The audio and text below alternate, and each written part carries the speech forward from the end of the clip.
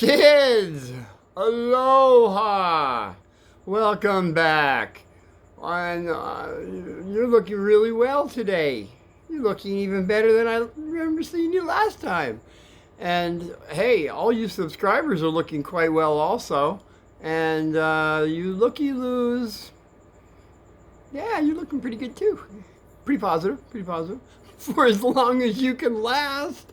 But we'll see. We'll see what happens. Uncle Martin's going to do something really pretty cool today. I had like 3 or 4 that I was going to pick. And I did bring in, I believe, the thumbnail colors. I did bring up Subliminal.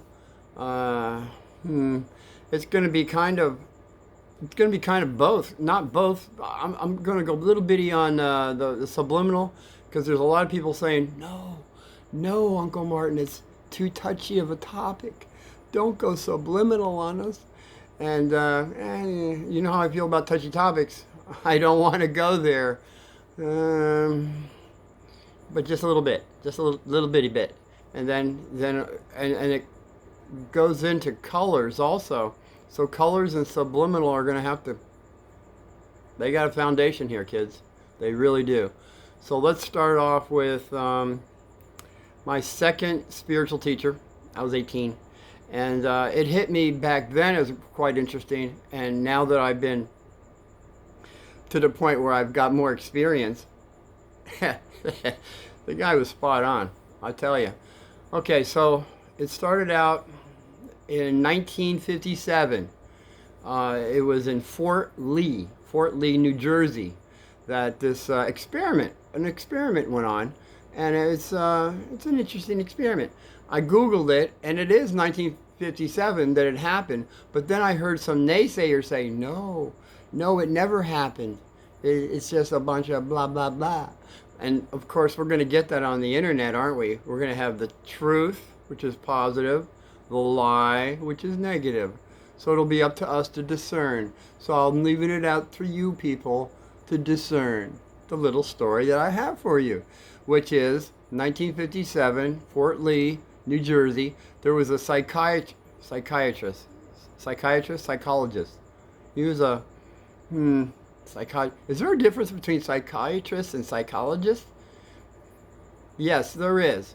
A psychiatrist is somebody that feeds you. They call it medicine, but it's pills. That's a psychiatrist, and a psychologist works with words, speaking, and also behavioral patterns. Seems to be a little difference. I would say one is more positive. Not saying the other's negative, but maybe you don't have to have all those pills. That's all I'm saying. And I mentioned that at another episode, and I don't even want to go there because I'm not going to backtrack. Oh boy. So this psychologist, James McDonald Vickery, perfect. This guy, he went to a theater, a movie theater, and he did this experiment, a rather interesting experiment, on over 45,000 people. The people that came in to see the movie. Can't tell you what the movie was. But into intermission time, anybody remembers going to the drive-in and everything? Let's all go to the drive-in, blah, blah, blah. And there's a hot dog dancing and everybody's doing a thing. I don't know if they were doing anything on that one, but this guy, this is what he did during the intermission. He put first he put the word hungry with a question mark. Hey, anybody hungry out there? Yeah, I'm hungry, I got it. Wait, hold off, don't go to the refrigerator yet. I just asked you that question.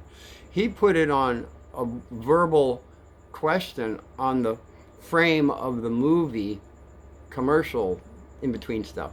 And it was hungry, and it was only like 1/30th of a second. I think it was between 25 and 30 frames that your eye could not see it. But your subconscious could see it, and that was what I was going to say. Our subconscious sees everything around us from the time we come in breathing here on planet Terrific, or terrible, depending how you look at it. So our subconscious is like a memory bank that we just keep getting stuff every day, every day, every day. So he knew about that since he was a psychologist. Now he did this experiment in 1957, and what happened was it wasn't just with the question of hungry with a question mark. He also put in drink, Coke. He just put that out there. I did that. Drink Coke, eat popcorn. These three things is the only thing he put. It was like 1/30,000th of a second. All right, that's if you want time. All right, a time frame. Man, that's faster than that, isn't it? 1/30,000th of a second. Yeah, that's faster than that. And you know what happened? You know what happened with that experiment? Now he did it with over 45,000 people. So that means that was quite a few movies that he was getting to watch, or hopefully it wasn't the same one. But the outcome was quite remarkable. The I believe the Coke was like 18%. The Coke was like 18% more Coke was bought after these little titty bits of people looking at something they couldn't see. It was subliminal. You can't see it with your eye. Even when you're looking at it, you really can't see it. So the other thing was the popcorn. The popcorn was like 57.5% more sold after these little this is a little experiment that supposedly never existed.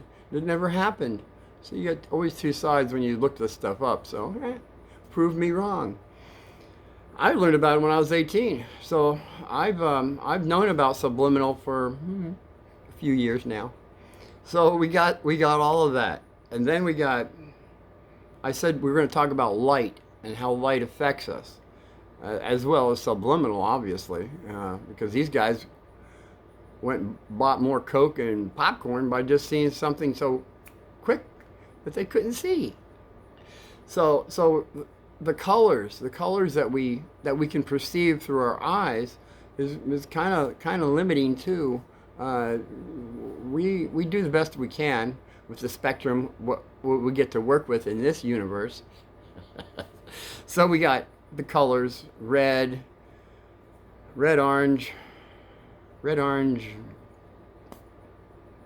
yellow, green, blue, and purple. Perfect. These are the spectrums that we're talking about that we can see. Now, unfortunately, these are not unfortunately, but they're all on different wavelengths. As I spoke on episode 34, photons, how wavelengths hit us at different wavelengths, and different things happen to us with these wavelengths. It happens with color also, kids. Color affects us because it has its own wavelength also. And red being the lowest, and violet being the highest in the spectrum. And then, of course, there's, after purple, violet purple, there's the white. And then after red, there's black. And basically, black and white are not actually colors. They're not part of the spectrum.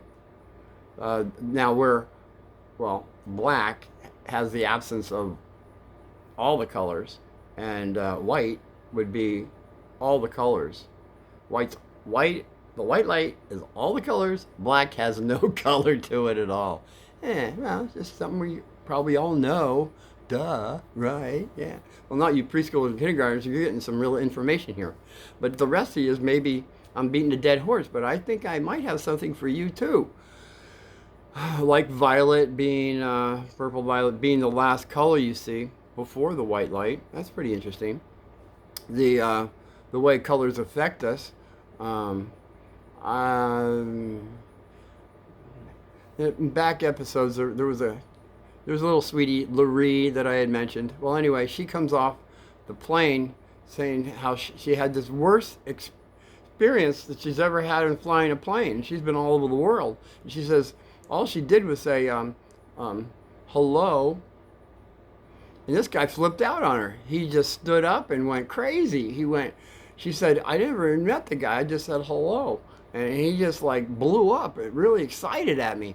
And then I said, well, Lorraine, did you happen to be wearing that red top shirt you have on right now? She says, yes, I said, well, there you go. Maybe it could be a past life experience, but I feel maybe it's that red shirt you had. Because see, kids, this is the way it works with red. Not everybody can handle red. When they say waving the red flag in front of a bull, the bull goes crazy. That's how some people act also. Not everybody can handle red. Red is an energy color, you might say. And it really does affect people on different levels. Red is, well, some people say it's negative, and then well, as far as the spectrum goes, it's kind of a low vibe. But some people really like red for whatever reason they like it. That's fine. It also means a rebirth, so that's positive. There's always a positive and negative to wherever you go, and well, that was just an experience that I could go back to when I heard the spectrum on how the colors do affect us. Red can affect you that way, and that's what these people that don't want Uncle Martin talking about it is going to have to come out with just a little bit of it, okay? Just a little bit. Don't get too excited, guys. All you guys that are in the commercial field, I'll just leave it at that. Red is an excitement, okay? Orange. What does orange do for you? I mean, when you look at orange, what do you get? What do you get when you get orange? Well, orange is known to be creativity. And orange is also known to affect the appetite center, the tummy. The tummy gets excited, I guess, when it sees orange. It affects the stomach. That's all there is to it. Then after orange, there's yellow. There's yellow, which actually has to do with the mind. When people have a lot of yellow on, you can ask them, hey, I bet you're thinking about a lot of things today, aren't you? And they'll say, yeah, did you know that? We pick colors, we put colors on when we don't even realize it consciously. I'm just giving you a little hint on how colors work. You can put it on the back shelf, just keep an open mind. I'm not saying believe anything Uncle Martin's saying. I'm saying just put it on the back shelf. So yellow is an excitement of the brain, the mind. The mind, you definitely, in fact, your eyes. That's yellow is actually the color you can see the best. All right, green is the furthest, and coming to green next after yellow. Green is actually healing. Green is healing. I believe hospitals are starting to understand that, and a lot of the rooms are now being put green. Now, if you go back some people say a long time ago, I don't say it that way, but Pythagoras knew about the colors, the healing of colors and the way they affected people, by the way. And Pythagoras was into healing, by the way, but maybe we'll just have to bring up Pythagoras sometime, but not right now. It will be an episode. Put it on the back shelf. He knew about the healing of green and the effect of different colors. And that's why I'm saying must be where people are maybe reading more Pythagoras, because a lot of hospitals now are having more green around their patients, and the patients seem to be doing a lot better, more positive. Maybe it's just a coincidence. So after green, we got blue. Blue, that was my second word, blue. Mom says, everything was blue for you. I mean, we'd pull up yellow, you say blue, but you said blue a lot, blue. And I was thinking about, you remember when there was a lot of, in past episodes I said there were people that were green and blue. I wonder if I was blue.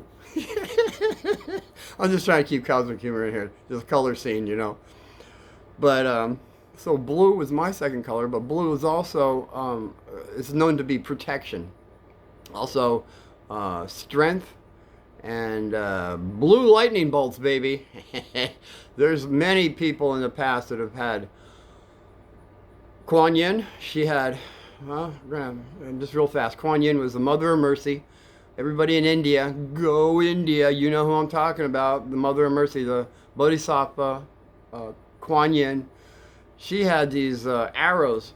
She rode around on a horse. She took these arrows out, and when she shot at people with her bow and arrow, these arrows, when it hit its mark, blue lightning bolts came out.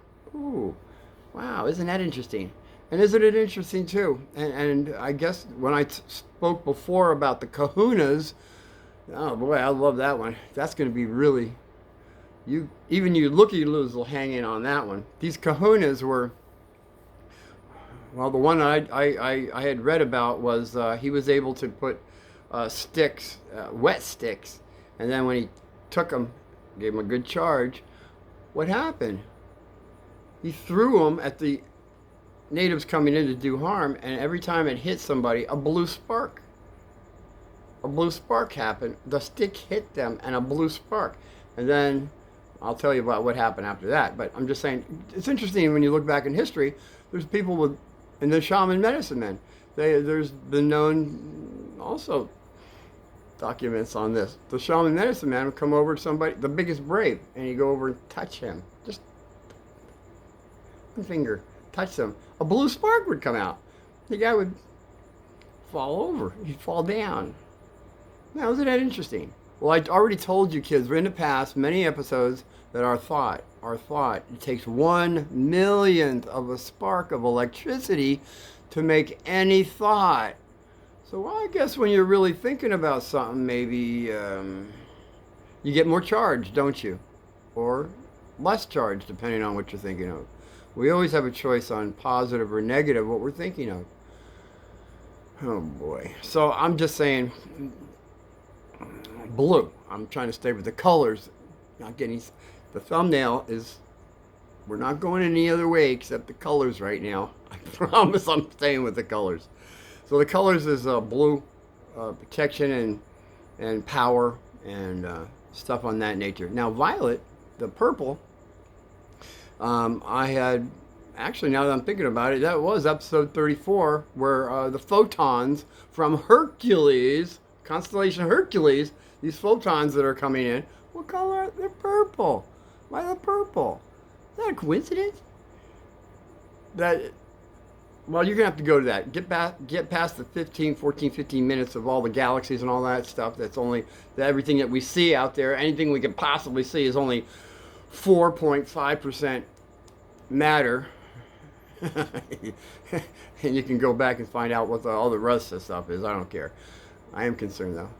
And so we got all this color stuff of purple, violet being a cleansing of, well, our water, right? The rays coming down clean the water, and it works on other levels too. That's all I'm saying. Colors, the color spectrum is that's all we can see. That's all we can see right now, because that's what our brain only tells us that these are the colors: red, orange, yellow, green, blue, purple. These are the ones. Now, these have wavelengths to them. They have a spectrum to them, except magenta. Magenta doesn't have anything. It has nothing. It has no wavelength. Magenta has no wavelength. Why? Why doesn't it have a wavelength? It's because our brain doesn't having green between purple and red. Our brain doesn't like that, and so it puts magenta in there. Magenta has no wavelength of spectrum on the spectrum scale. But it does have a hue, H-U-E. It has a hue. The hue is 300. 300 is its hue. At least it's got something. It's got something to work with. We got all these colors, and there's it's because I guess they call them the forbidden colors, which are uh, red, green, yellow, and blue. Red, green, yellow, and blue are forbidden colors. That's because our eye, our eye cannot see them simultaneously. Can't see them all at once. So that's how we get the breakdown of the spectrum of colors. Isn't that interesting? So the colors, uh, now we can go back to how people use the colors on planet terrific or terrible to get what they want. Um, if you go to any fast food where you eat fast food, I I uh, I was brought to the attention of this is what happens. You're going to see three colors. You're going to see red, orange, and yellow. Is that a coincidence? Is that just a coincidence? Maybe, maybe, maybe not. Red is an excitement. Red gets you excited. What are you getting excited for? Ah, well, I got red, I got orange. I'm getting excited for something for my tummy. Orange, I'm getting hungry. I'm getting hungry because I got orange now in my eyes. My eyes have orange. I'm hungry. And then we got yellow. Yellow. What's yellow? It expands the mind, the brain, the mind actually. Yellow is a mind expander. And so we got our expansion of the mind on what? On food. And getting excited about it. So we got an excitement. We're getting this every time we go into a fast food store. Kids, look around at fast food stores or any place that you're having food. Isn't it interesting that they have these three colors more than any of the other colors that are out there? I mean, it's just a coincidence. I don't think so. I think somebody has some there's an intent there for you to eat more food. If you think about it, why did you buy all that food in front of you and you only ate a third of it? There's 2/3. Oh, because I'll bring it home for later and I'll have it for a snack or something. And you find, you know what? When you get that fast food and you bring it home and you put it in the fridge or whatever, hopefully you put it in the fridge because it's going to be much safer for you. And then you take it out and eat it or even reheat it. It doesn't taste the same. It tastes crummy. Well, maybe not if you're really hungry and you don't want to waste. I mean, you paid for it, you might as well eat it. Or just order less. But then I wouldn't be making many friends with these people that have all these restaurants, would I? But I'm not, I'm really not here for a popularity contest. As you well know, Uncle Martin is not for everyone. And I don't know how many looky-loos are left here. I'm sorry. And there's nothing wrong with looky-loos, man. Come on. You guys have a time frame of just like, I think it's like 30 seconds, maybe a minute, 3 minutes. So you guys have already lasted way beyond your time. So you can maybe be a subscriber, join the club, or not. It doesn't bother me either way. Oh gracious! So we got this guy that did this. He was a psychologist that did this over 45,000 people that seemed to definitely got a little more thirsty, got a little more hungry for popcorn. And by the way, speaking of popcorn, I believe it's like 92% that have GMOs to it. So kids, really check out the popcorn you're eating, because as we know, GMOs are genetically modified food, and I'm really concerned about that because a lot of people right now, I believe in a lot of the fast foods, they do have a lot of that GMO that you look around and people that are eating a lot of fast foods it's getting real tough for them to get rid of that food because they seem to be a little I'm going to say pleasantly plump, because that's more That's more positive than saying anything else. I'm just saying foods that have GMO to it are really difficult for the body to digest and take care of. I was going to have just an episode on GMOs, but now that I got it, the idea of GMOs are that it's to feed the planet. We'll be able to make more and feed more people. Are you feeding them, or are you poisoning them? We know about the research on the three animals just right off the top.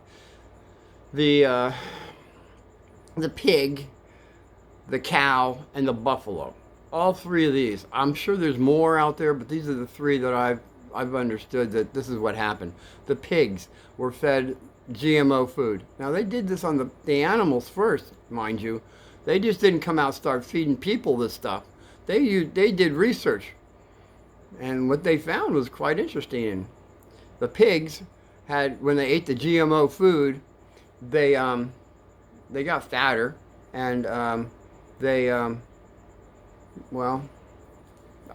animals are harvested, as they say, and when they were harvested, they say, kids, when you have sausage and hot dogs and stuff like that, it's definitely sausage. I know for a fact, because Uncle Jim, he Italian. He made sausages. They made everything. Aunt Nancy and Uncle Jim had a restaurant. They just made everything from everything.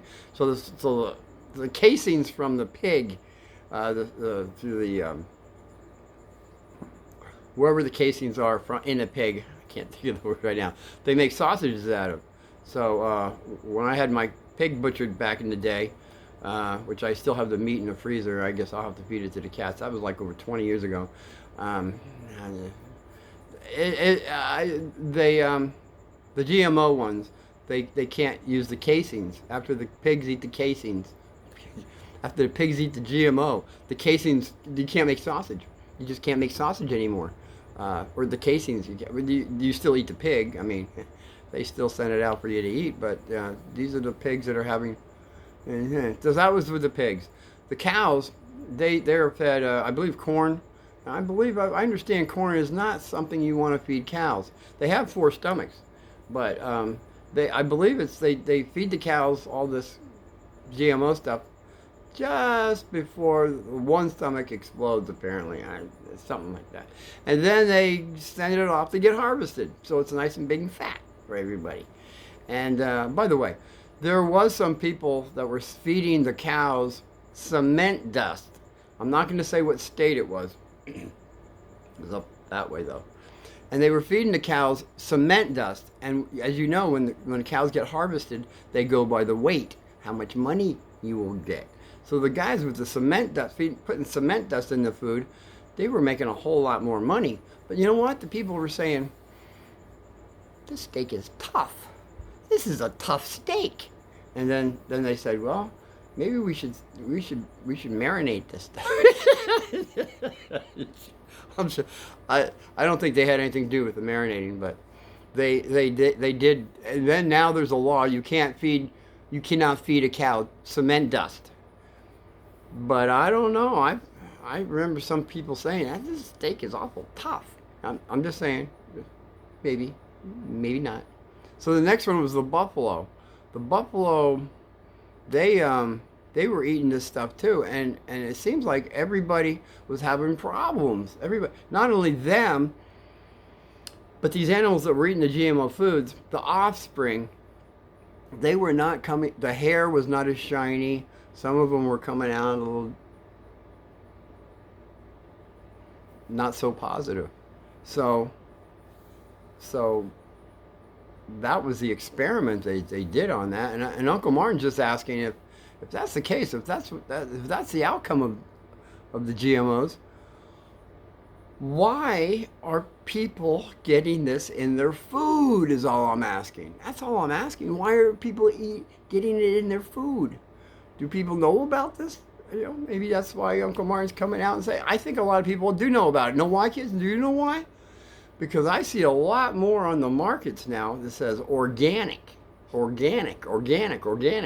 I totally go for organic because that means nobody's genetically modifying anything, which I don't want to go through all the foods that have been genetically modified, because I'll leave that up to you to check that out. It's just too negative for me. I can't do it. I'm just putting out some ideas that you might want to look at, that the GMO, genetically modified food, may not be for you, because